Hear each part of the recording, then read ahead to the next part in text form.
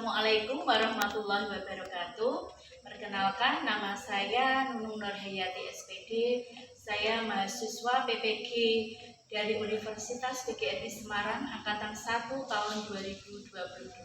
Di sini saya akan mewawancarai teman sejawat sekaligus pakar pendidikan yang beliau mempunyai multi talenta. Di sini nanti kita akan berbagi pengalaman dengan beliau. Monggo Pak Rizky, perkenalkan panjenengan. Ya, baik. Terima kasih Bu Nunung. Perkenalkan, nama saya Rizky Octavian Saputra. Saya adalah seorang guru SD, teman sejawat dari Bu Nunung. Selain guru SD, saya juga sebagai pengelola dan guru inti di Pusat Belajar Guru Kabupaten Kudus. Selain itu, saya juga dipercaya menjadi tim pembina dan tim penilai Adiwiyata Kabupaten Kudus. Selain itu, beberapa waktu yang lalu saya juga menjadi praktisi pada kegiatan dosen magang industri yang berlangsung di Pusat Belajar Guru Kabupaten Kudus. Selain itu, saya juga beberapa kali mengisi kegiatan seminar pendidikan maupun diklat-diklat baik di Kudus, di dalam kota maupun sampai di luar Jawa. Jadi beberapa kali memang sempat berbagi dengan teman-teman di luar Jawa.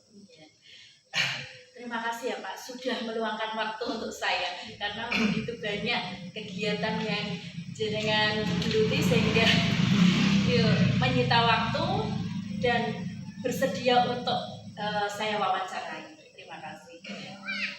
Iya, di sini maksud saya untuk mewawancari Pak Rizky, saya ingin mengetahui pengalaman Pak Rizky selama mengikuti organisasi dan dari permasalahan yang saya ambil di sekolah, terutama ini sekolah dulu Pak ya, sekolah dulu di SD 1 Paderenan, karena SD yang baru ini saya baru 1 minggu, jadi belum bisa mengidentifikasi masalah. Nah, untuk permasalahan yang pertama Pak, pembelajaran di kelas tuh masih monoton sehingga pembelajaran kurang menyenangkan. Bagaimana menurut Pak Rizky untuk mengatasinya dan penyebabnya itu apa? Oke, terima kasih. Terkait dengan pembelajaran yang masih monoton itu sebenarnya hampir di semua sekolah pasti ada yang guru masih mengajar dengan cara-cara yang monoton. Mungkin penyebabnya itu sebenarnya bukan karena guru tidak mau atau tidak bisa, tetapi lebih pada mindset beliau atau beliau sudah merasa di zona nyaman sehingga kebiasaan mengajarnya ya hanya ceramah, hanya memberikan tugas-tugas dan seperti itu. Jadi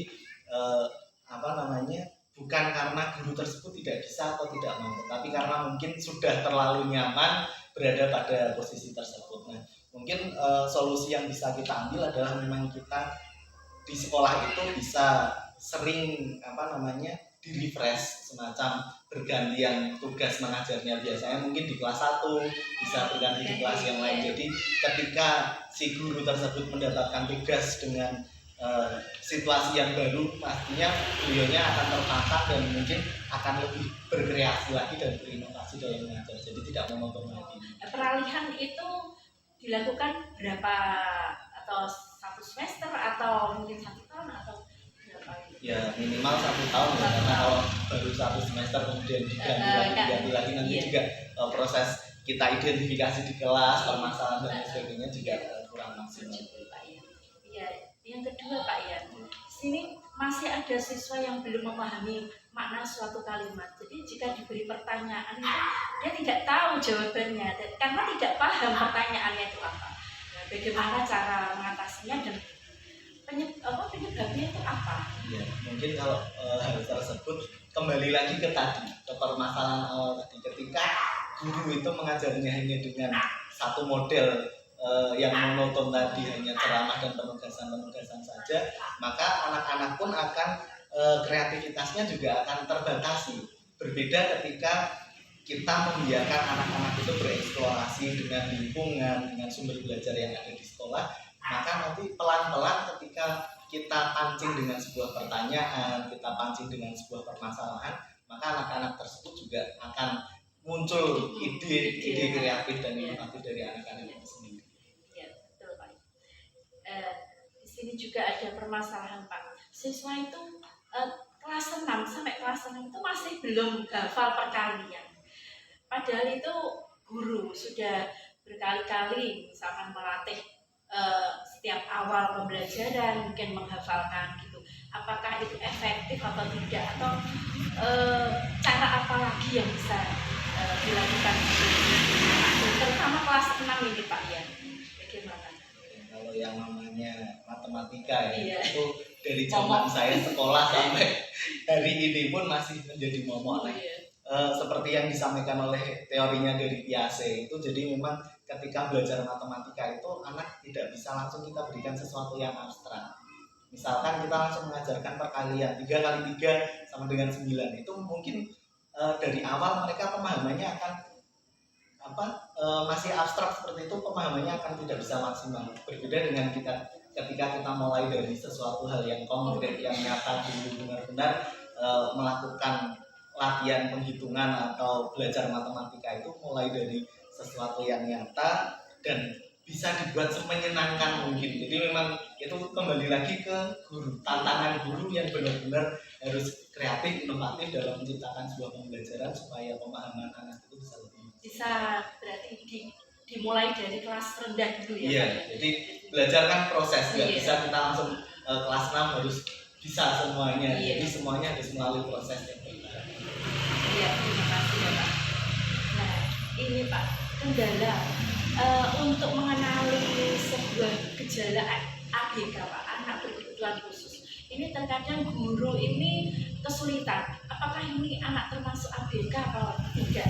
Nah, bagaimana cara mengenalinya? Nah, kalau ini sebenarnya kebetulan sekali karena sekarang kita menggunakan kurikulum Merdeka ya. Di kurikulum Merdeka itu kita sebelum melakukan atau merencanakan pembelajaran itu kita harus melakukan asesmen awal, asesmen diagnostik. Itu mulai kita juga selain mendiagnosa kemampuan siswa sampai sejauh mana, kita juga harus mengetahui bakat, minat, karakteristik itu sejauh mana. Jadi memang benar-benar dengan penerapan kurikulum Merdeka ini, apabila benar-benar bisa dilaksanakan dengan baik, itu saya rasa kita bisa mendeteksi, oh ternyata anak ini memang memiliki kebutuhan khusus atau punya kecerdasan yang luar biasa yang melebihi teman-temannya. Jadi memang ketika mengajar kita bisa menentukan treatment yang pas untuk masing-masing anak dengan berbagai karakter. Kadang-kadang anak ABK itu beda-beda. Ada yang pendiam, penyendiri, itu kan cara mengatasinya juga berbeda ya Pak. Iya. Model pembelajaran yang digunakan itu belum berpusat pada murid. Nah, media apa? Media pembelajaran apa? Media pembelajaran yang inovatif mungkin bisa dicontohkan bagaimana agar guru itu tidak menjadi pusat pembelajaran. Jadi pusatnya harus ke atas. Bagaimana ini? Kalau menurut saya ya karena ya kembali lagi ini kita masih hangat-hangatnya kurikulum Merdeka, itu menurut saya ya memang paling tepat yang dilaksanakan adalah pembelajaran kontekstual. Jadi media pembelajarannya bisa dari mana saja, bisa siswa itu sendiri, bisa lingkungan sekitar. Jadi memang guru itu hanya menyiapkan, mengarahkan. Jadi tidak kemudian seperti dulu lagi ketika jadi guru kita harus mengajarkan, menuntun, itu tidak. Tetapi sekarang memang kita cukup menyiapkan apa sih proyek-proyek apa saja yang akan dilaksanakan oleh murid-murid kita itu. Jadi memang benar-benar kegiatan belajar mengajar di sekolah saat ini memang dituntut untuk seperti itu, supaya anak-anak itu tidak lagi kemudian bergantung pada guru. Sekarang kan sudah banyak media ya, HP itu hampir setiap anak punya. Di sekolah juga banyak laptop, komputer, ada Chromebook dan lain sebagainya. Itu juga bisa kita maksimalkan untuk memberikan pendampingan untuk anak menjadi berpusat pada murid. Jadi anak boleh ya Pak menggunakan HP ke sekolah untuk pembelajaran, media pembelajaran? Kalau menurut saya karena ini memang zamannya sudah era digital ya, kita tidak akan memungkiri hal itu kemudian tidak bisa dilaksanakan. Tapi kembali lagi, orang tua, sekolah, guru itu memang harus bekerja sama dalam mengontrol tadi. Jadi jangan sampai memakai HP itu lebih banyak mudaratnya daripada manfaatnya. Memang kita harus mengarahkan sebagai guru dan orang tua. Dan selanjutnya untuk menerapkan soal HOTS Pak. Nah, ini guru kadang tuh belum mampu menerapkan ke anak, bahkan kesulitan. Apa itu karena kurang pelatihan atau mungkin bagaimana? Monggo. Oke, Iya. untuk HOTS ya. Iya. Kembali lagi seperti permasalahan awal yang tadi panjenengan sampaikan juga, saya juga sudah menyampaikan bahwa guru-guru pada saat ini itu banyak yang sudah merasa nyaman di zona nyamannya. Jadi ketika ada tuntutan zaman, ada perkembangan seperti ini, mereka harus belajar lagi, itu sebenarnya bukannya mereka tidak bisa, tetapi karena mereka sudah terlalu nyaman, jadi untuk bergerak lagi, untuk berubah itu rasanya ya agak kalau bahasa kudusnya itu rosok-rosok. Tidak mau mengambil risiko. Betul. Jadi memang sebenarnya permasalahannya hanya terletak pada itu. Ketika mungkin kita bisa seperti kegiatan seperti ini, saling sharing, kemudian di sekolah juga ada semacam FGD, IHT dan lain sebagainya, saya rasa itu sudah cukup membantu. Kan mereka beranggapan bahwa akan menyita waktu Pak, karena guru kan kadang administrasi atau kadang kan terus menjadi hanya biasa-biasa saja. Jadi bagaimana itu cara menyikapinya?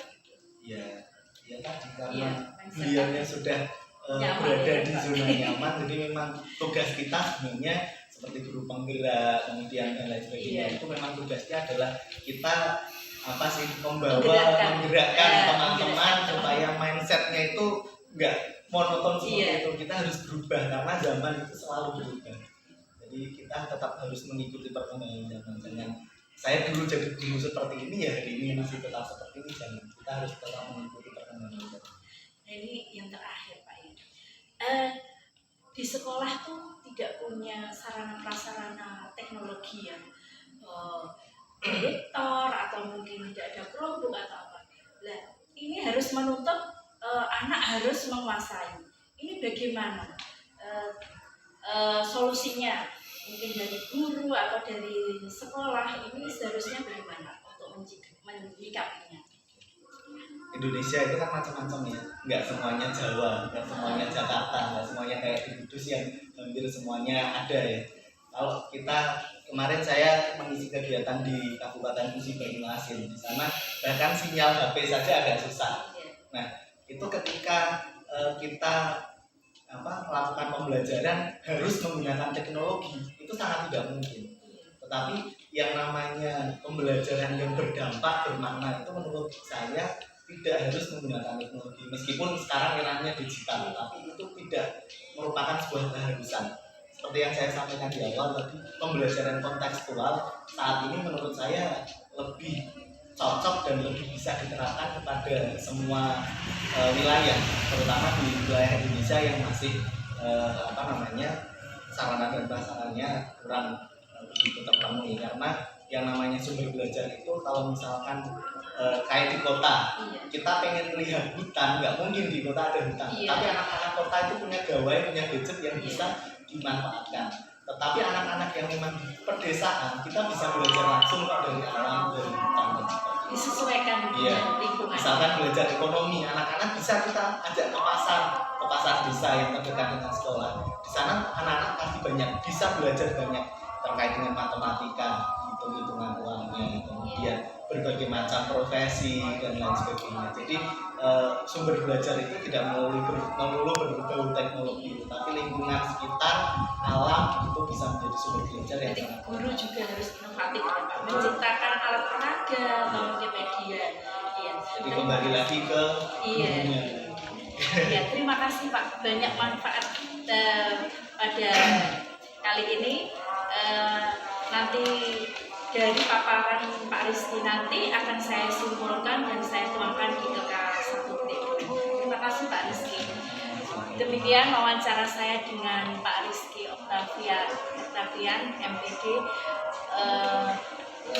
Akhirnya wassalamualaikum warahmatullahi wabarakatuh.